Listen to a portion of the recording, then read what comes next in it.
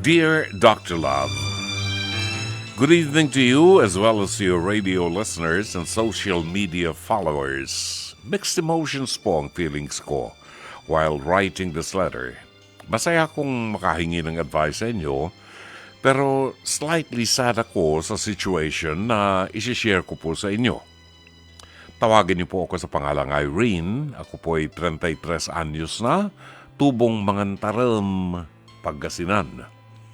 I'm happily married with 2 kids and husband ko naman po ay isang OFW sa Saudi Arabia.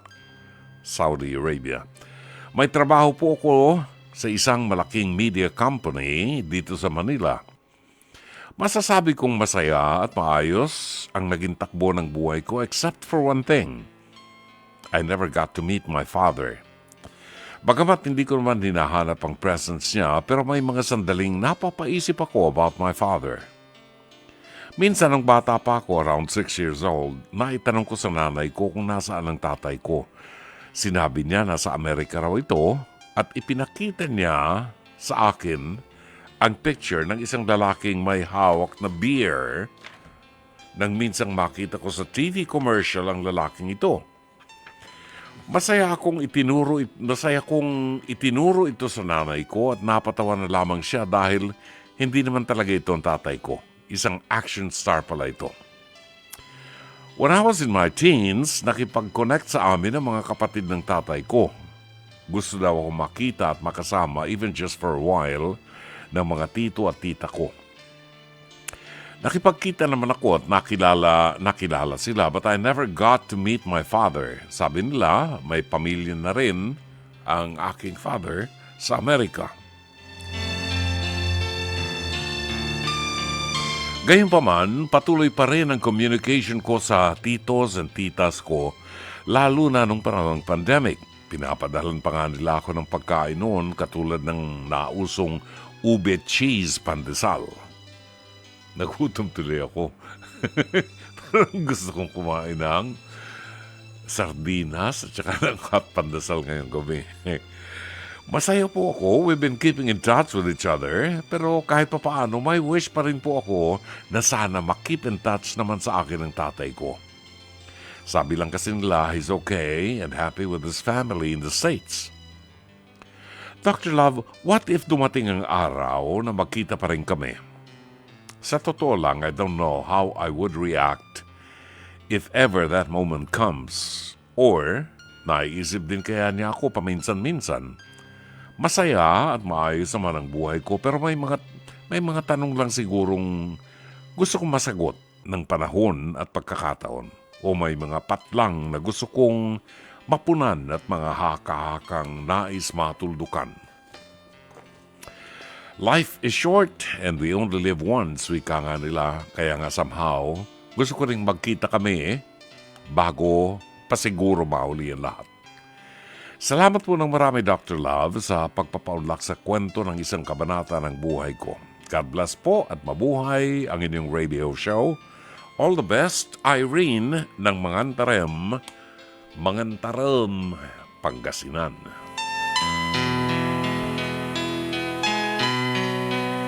Thank you, Irene.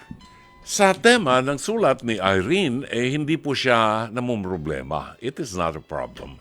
Pero katulad ng ating paanyaya sa ating mga tagapakinig,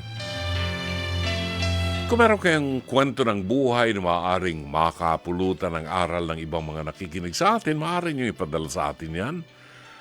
O may problema kayo na gusto nyong idulog sa ating programa para mapag-usapan natin, pwede ho ninyong ipadala sa Dr. Love Facebook Messenger o dili kaya mag-comment po kayo sa ating live stream o kung meron kayong telephone number, pwede nyong ilagay ang telephone number niyo para matawagan kayo ng ating producer. Pwede rin kayong tumawag sa ating linya sa 863-15788 at 863-16674. Balikan natin ang kasaysayan ni Irene. Alam mo, nakaka-relate ako dito dahil alam ng marami at ng mga kaibigan ko na ako ay may anak sa Amerika. Actually, sinilang siya sa Amerika. So, he's an American citizen. Hindi siya lumaki sa Pilipinas. Dumadalaw-dalaw lang siya rito, paminsan-minsan. At, well, nakilala naman siya ng mga anak ko and he is part of the family. So, ang sitwasyon nitong si Irene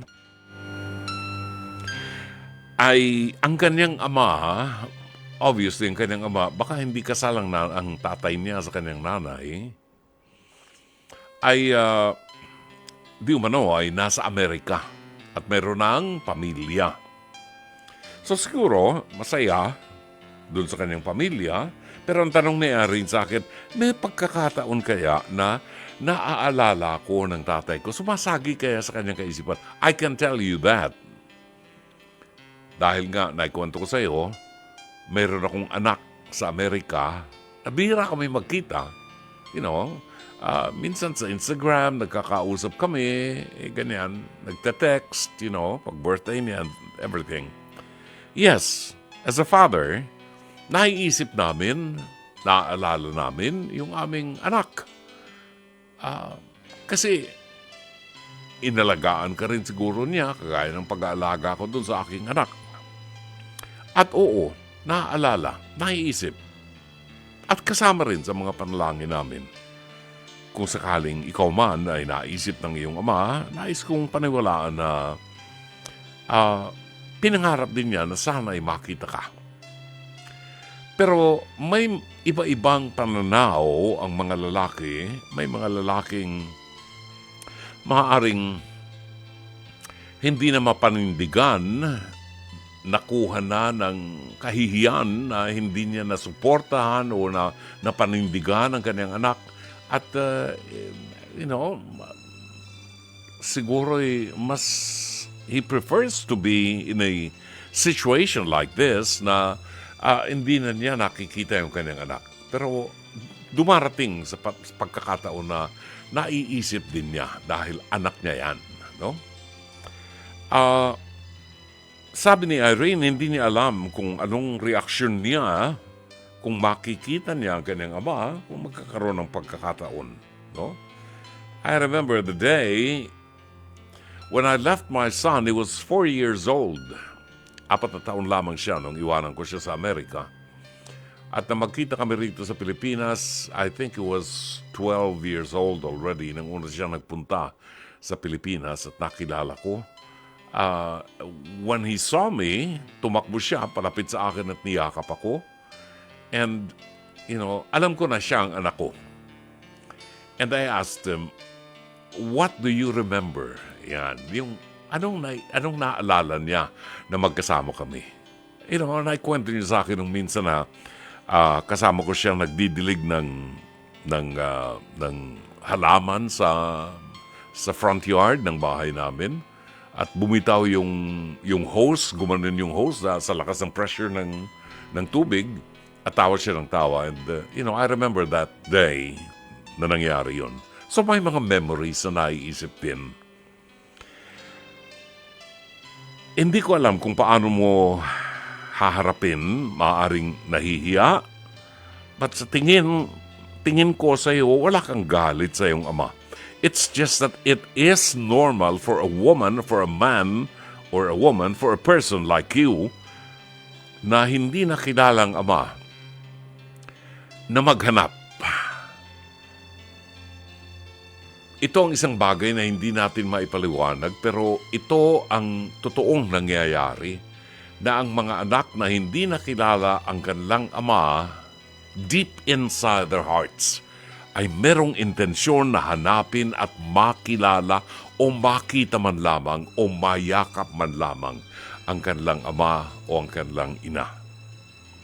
It is normal, Irene, but sa sitwasyon mo ngayon, masaya ka naman sa iyong pamilya. You are in touch with your titos and titas na kapatid ng iyong ama. And magandang pagkakataon na yan upang makarating din sa iyong ama na ikaw na kanyang anak ay naghahanap ng pagkakataon na makilala siya. Kung ako ang iyong tatanungin, masasabi ko lang na huwag mong sirain ang inyong communication ng iyong mga aunties, ng iyong mga uncle, At bayaan mong patuloy na mabuo ang inyong komunikasyon nang hindi ka gumagawa ng gulo para sa pamilya ng iyong ama. Kasi baka yun din ang iniisip ng iyong ama na baka magkaroon ng problema kapag nakilala ka niya. Where in fact, ang katotohanan lamang, gusto mong makilala kung sino ang tunay na iyong ama na nagbigay ng buhay sa iyo. Ikaw ay bunga ng pag-ibig, your fruit of love, ng dalawang taong nagmahalan. Dalangin ko na sana sa awa at tulong ng Diyos ay magkaroon ka ng pagkakataon na makilala ang iyong ama. Mayakap mo man lamang at masabi mo sa kanya ang gusto mong sabihin, that you miss your father. Sana'y natulungan ka ng palatuntunang ito. As always, Dr. Love.